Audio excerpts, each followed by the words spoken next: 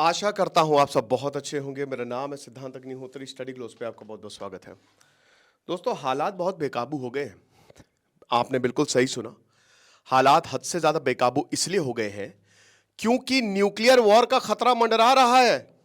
और ये शायद जब से वॉर शुरू हुआ है अभी तक सबसे डेंजरस मूवमेंट, क्रिटिकल मूवमेंट पे इस समय हम खड़े हैं। मैं इस पे 2 लेक्चर लूंगा, एक तो यही वाला और एक वर्ल्ड वॉर 3 पे, वो नेक्स्ट आएगा, ठीक है। तो उस पर मैं और अच्छे से एनालाइज करूंगा। लेकिन जो मिसाइल अमेरिका ने दी है, जो बाइडन मुझे लगता है सटिया गया है, वो पूरी तरीके से सटिया गया है और वो उसको समझ ही नहीं आ रहा है कि वो कर क्या रहा है। डोनाल्ड ट्रंप आए, डोनाल्ड ट्रंप को लगा कि भाई चीज़ों को ठीक करा जाए। डोनाल्ड ट्रंप को लगा चलो वॉर रुकवा दी पापा, वॉर को रुकवाया जाए। लेकिन यहां ऐसा हो नहीं रहा है। मुझे लगता है जो बाइडन कुछ ऐतिहासिक करना चाह रहे हैं या क्या कर रहे हैं, क्या फूक के बैठे हैं, कुछ समझ ही नहीं आ रहा है। क्योंकि जिस तरीके से एटीट्यूड है यहां पे, लग नहीं रहा है कुछ बड़ा ही होगा दोस्तों। और ये जो दिसंबर है ये बहुत ही क्रिटिकल होने वाला है। 20 जनवरी को डोनाल्ड ट्रंप आएंगे, शपथ लेंगे, नए राष्ट्रपति तो बन जाएंगे। लेकिन ये जो दिसंबर है कहीं यहां पे ही काम तमाम ना हो जाए।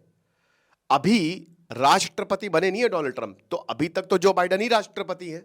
और जिस तरीके से उनके डिसीजन है, बात करेंगे इस पे। लेकिन दोस्तों, हमारा लेवल 3 शुरू हो गया। अगर पॉर्न एडिक्शन को खत्म करने का जो हमारा शानदार कोर्स है, तो ये 399 का भी प्राइस ड्रॉप हुआ है। इसमें आप हमारे ऐप को डाउनलोड कर सकते हैं, जो 100 डेज हार्ड चैलेंज है। तो आपको बहुत ज़्यादा मदद मिलेगी। और डिस्क्रिप्शन कमेंट बॉक्स में आपका लिंक दिया। बाकी चाणक्य नीति की जो क्लास है स्पिरिचुअल विजडम की, वो कल होगी। So make the best out of it. Course को आप अवेल करें। ओके, तो सबसे पहली बात तो ये है कि आखिरकार ऐसा हुआ क्यों है, why it is happening. Russia और न्यूक्लियर का बहुत ही पुराना रिश्ता है। चेरनोबिल कहां हुआ? रशिया में। रशिया, देखिए ये बात सच है कि अमेरिका के बाद सोवियत जो है वो सबसे पहले आया। सोवियत ने तुरंत न्यूक्लियर बॉम्ब बना दिया। और यह भी आपको बात बता दूंगा कि आपको जान के हैरानी होगी कि साइंस और टेक में सोवियत अमेरिका से ज्यादा आगे था। अमेरिका डर गया था जिस तरीके से सोवियत एक के बाद एक धड़ाधड़ अपने प्रोग्राम लॉन्च कर रहा था हर फील्ड में, समझ रहे हैं। तो अभी रशिया की अगर बात करते हैं तो हर एक देश की न्यूक्लियर डॉक्ट्रिन है। जिनके पास 8 देश जो न्यूक्लियर वेपन है उनकी न्यूक्लियर डॉक्ट्रिन है। और सब यही कहते हैं कि हम पहला वार कभी नहीं करेंगे, एक्सेप्ट फॉर पाकिस्तान, उनकी कोई न्यूक्लियर डॉक्ट्रिन नहीं है।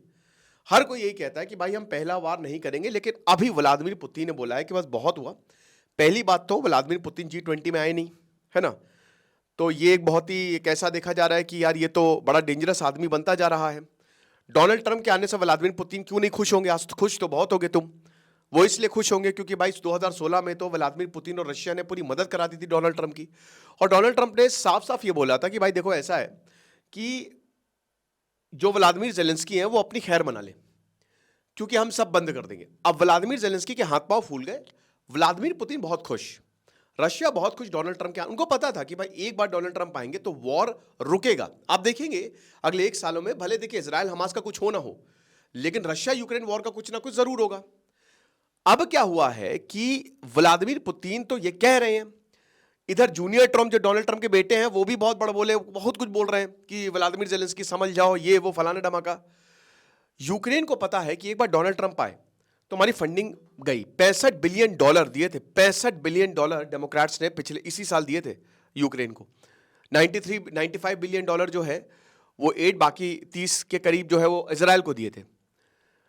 अब पता है कि एक बार डोनाल्ड ट्रंप आए तो प्रॉब्लम होगी। तो अब यहां पे क्या हो रहा है, जब तक वक्त बचा है मारो। जो बाइडन ने एक बहुत बड़ी गलती कर दी। उन्होंने लॉन्ग रेंज मिसाइल आप यूज नहीं कर सकते, लेकिन जो बाइडन ने कहा करो, हम तुम्हारे साथ हैं, खुली छूट दे दी है। अब इस महीने या आगे आने वाले महीने में आप और मिसाइल अटैक देखेंगे। तो क्या रशिया ने कोई चूड़ियां तो पहनी नहीं है? रशिया भी मारेगा और बहुत डंके की चोट पे मारेगा। और इसका साफ साफ आप देख सकते हो कि व्लादिमीर पुतिन ने तुरंत जो है वो न्यूक्लियर डॉक्ट्रिन चेंज कर दी। बोला कि हम पे हमला करोगे हम मारेंगे, दैट्स इट।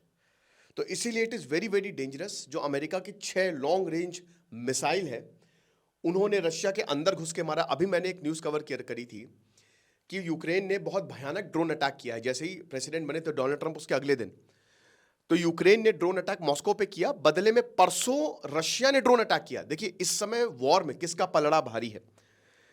वॉर में पलड़ा इस समय रशिया का भारी है।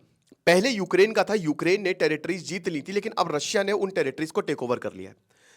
और यहां डोनाल्ड ट्रंप डेफिनेटली आएंगे तो बोलेंगे एक पीस एग्रीमेंट साइन करो, जिसमें अब जितनी तुम्हारी टेरिटरी गई तो गई। अब देखिए यूक्रेन का कहना भी सही है, टेरिटरी देना कोई सोल्यूशन नहीं है कि आज देखिए अब क्रीमिया को लिया रशिया ने 2014 में, तो अब वो आगे बढ़ रहा है ना। तो भाई रशिया तो कहता पूरा यूक्रेन ही हमारा है, जैसा हम कहते पूरा पाकिस्तान हमारा, कहता पूरा यूक्रेन ही हमारा है। तो फिर वो कितना आगे बढ़ेगा you don't know. Initial plans तो रशिया के यही थे ना कि पूरे यूक्रेन को खत्म कर ले, लेकिन यूक्रेन की मदद की गई, सबने मदद की गई। अब देखिए ये सब तो ठीक है, फिनलैंड स्वीडन पिछले साल उन्होंने नेटो ज्वाइन किया, बाकायदा पैम्फलेट बरसाए हैं। वर्ल्ड वॉर 2 के बाद ऐसा पैम्फलेट जो है इस तरीके का नहीं देखा, ऐसा कि आपको करना क्या है। तो एक तरीके से डर का माहौल है सारे नॉर्डिक कंट्रीज में, यूरोपियन कंट्रीज में। स्वीडन ने कहा है अपने लोगों को कि बेटा हम न्यूक्लियर वॉर के रिस्क पे हैं, हो सकता है कभी भी एक मिसाइल आए, न्यूक्लियर बम फटे, तो क्या करना है, शेल्टर लेनी है, शेल्टर लेनी है। वर्ल्ड वॉर 2 के बाद इस तरीके के पैम्फलेट हवा से बांटे गए हैं। अब भाई जाहिर सी बात है ये पैनिक मोड पे चला गया है। नॉर्वे ने भी सेम, एक और नॉर्डिक कंट्री नॉर्वे ने भी सेम ही बोला है कि इमरजेंसी में या ऑल आउट वॉर में आपको करना क्या है, कम से कम 1 हफ्ते का राशन बचा के रखिए, कम से कम खाना पानी को स्टोर करिए, क्योंकि जो बाइडेन ने बैन हटा दिया। और सर्गी लेग्रोव ने भी साफ साफ यही बोला है कि देखिए ऐसे तो अमेरिका ने मदद की है, अमेरिकन मेड मिसाइल है ATMACS, है ना। तो ये अमेरिकन मेड मिसाइल है और जाहिर सी बात है बिना मदद के अमेरिका यूक्रेन इसको चला नहीं पाएगा। तो जाहिर सी बात है इसमें अमेरिका इन्वॉल्व है, वेस्ट इन्वॉल्व है। तो अगर आप ऐसा करेंगे, देखिए व्लादिमीर पुतिन चाइना की तरह नहीं है, शी जिनपिंग की तरह नहीं है कि वो गीदड़ भपकिया देंगे, है ना। और शी जिनपिंग की तरह नहीं कि फालतू में कुछ भी बोलेंगे, वो इतनी जल्दी से ट्रिगर नहीं होते हैं। लेकिन हद से ज्यादा अगर तुम कुछ भी करोगे तो करेंगे, क्योंकि वो वही हिसाब करके जो मैं बोलता हूं वो मैं करता हूं, जो मैं नहीं बोलता वो डेफिनेटली करता हूं। तो ये तो साफ था कि रशिया यूक्रेन पे अटैक करेगा। यहां तक ये भी बोल दिया कि अगर बेलारूस पे अटैक करोगे, हमारा दोस्त है बेलारूस, है ना, लुकाशेंको, अगर बेलारूस पे अटैक करोगे तो भी हम तुमको नहीं छोड़ेंगे, रशिया ने ये तक बोल दिया है। तो बहुत सारे नेटो कंट्रीज ने, जितने भी, बहुत सारे क्या सभी नेटो कंट्रीज या तो ऑलरेडी बोल चुके हैं कि वॉर के लिए तैयार रहो, न्यूक्लियर वॉर के लिए, क्योंकि न्यूक्लियर हो सकता है कि दिक्कत हो जाए, नहीं तो फिर देख लीजिए आप अपने हिसाब से। बहुत सारे देश अभी प्रिपरेशन मोड पे हैं, बोला कि 3 दिन तक इमरजेंसी चल सकती है एक न्यूक्लियर अटैक के दौरान। फिनलैंड ने भी अपने ब्रोचर को अपडेट किया और बोला कि क्राइसिस के समय अपने आप को लगातार अपडेट करके रखिए, फॉलो करिए न्यूज़, पानी राशन सब बचा के रखें, यही एक तरीका है बचने का। तो आपको पता है कि फिनलैंड स्वीडन में तो वैसे ही बहुत डेंजर था कि कहीं रशिया हमको इन्वेड ना कर दे, क्योंकि रशिया ने कहा था। तो इन्होंने नेटो को ज्वाइन किया, पिछले साल ही तुरंत नेटो को ज्वाइन कर लिया। अब वही है कि देखिए अमेरिका को ये स्टेप लेने ही नहीं चाहिए था भाई, जब तुमको पता है कि वॉर कम हो रहा है, क्या जरूरत है, मुझे पता नहीं। जो बाइडन, वैसे भी उनका दिमाग सही रहता नहीं है, शायद किसी ने एडवाइस ही किया होगा। तो जो बाइडन इस समय उन्होंने कहा है कि तुम मिसाइल यूज करो, जो कि अभी रिस्ट्रिक्टेड था, अभी बैन था, आप नहीं कर सकते, और वही किया। अब उसमें फिर जो जाहिर सी बात है रशिया फिर भड़क गया, कहता कि नहीं नहीं तुमने कैसे हमारे ऊपर मिसाइल दाग दी, ये तो आप यूज ही नहीं कर सकते, हम कोई ऑल आउट वॉर में थोड़ी ना है जो आप हम पे मिसाइल दाग दोगे। और देखिए एक सच बात बताऊं, न्यूक्लियर वॉर सिर्फ एक ही बॉम्ब काफी है बस, भारत भी अफेक्ट होगा, ये मत सोचिए कि भारत नहीं अफेक्ट होगा, वैसे ही हमारे पोल्यूशन बहुत ज्यादा है, हर देश अफेक्ट होगा अगर न्यूक्लियर बॉम्ब छोड़ा जाता है तो, एटम बॉम्ब छोड़ा जाता है तो ये बहुत ही डेंजरस सिचुएशन है।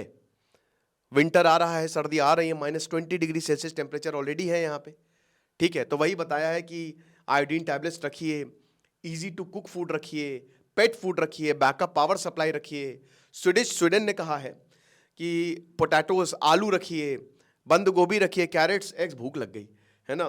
बलाउन सॉस, पता नहीं क्या होता है ये, ब्लाउजनीज, ब्लूबेरी बहुत बढ़िया होती है, मैं वहाँ से लेके आया था कश्मीर से, बहुत बढ़िया टेस्टी होती है, खाओ अच्छा रहता है।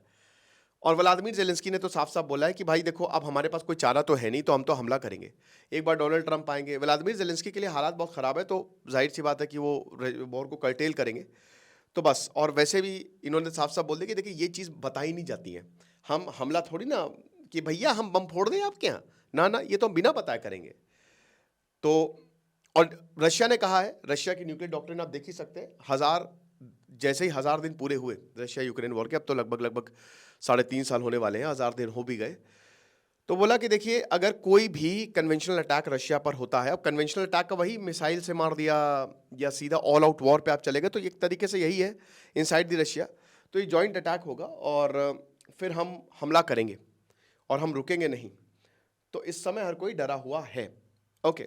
क्योंकि अगर आप हमारी टेरिटोरियल इंटीग्रिटी को, और यहाँ पे बेलारूस के लिए भी बोल दिया है कि अगर उनकी भी टेरिटोरियल इंटीग्रिटी को और आप उसको अगर उसका हनन करेंगे, क्योंकि हमारे देश के बिल्कुल बगल में हमारा दोस्त है, तो जैसे आप नेटो को सपोर्ट करते हो ना, नेटो को प्रोटेक्ट करते हो, हम भी आपको वैसे ही प्रोटेक्ट जो है वो करेंगे, ओके। तो ये सारी चीजें हैं। बाकी जो डोनाल्ड ट्रंप के बेटे हैं वो कह रहे हो माय गॉड वर्ल्ड वॉर 3 के लिए बहुत ज्यादा उकसा रहे हैं, तो इस पे मैं अगला लेक्चर करूंगा। और फिर थोड़ा सा और तो देखिए, डोनाल्ड ट्रंप के बेटे भी, डोनाल्ड ट्रंप तो है ही है भाई, माचिस की तिल्ली लगाने वाले, रिपब्लिकन्स का तो ये रहता ही है। एनीवे, हालात बहुत खराब है, आप ये मान के चलिए।